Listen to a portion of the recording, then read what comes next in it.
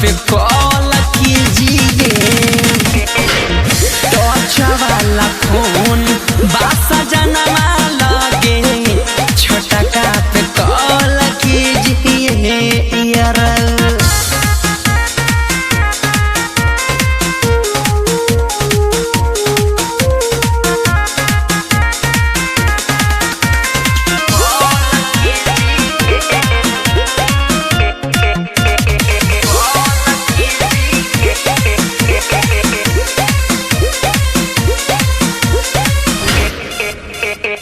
डले बा बैलेंस उधारे जानी त लागी बड़ी मारे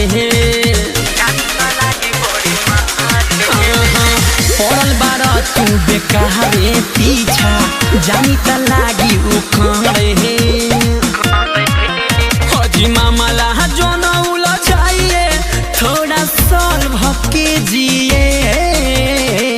वीवो वाला फोनमा बामुदैया लगे सैमसंग पे कॉल कीजिए।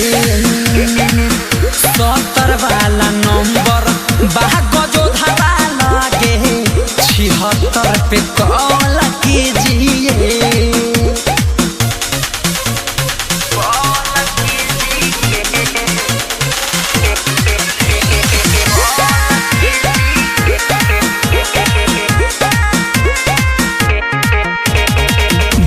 सखी मरदाना बुझाए कलू दीवाना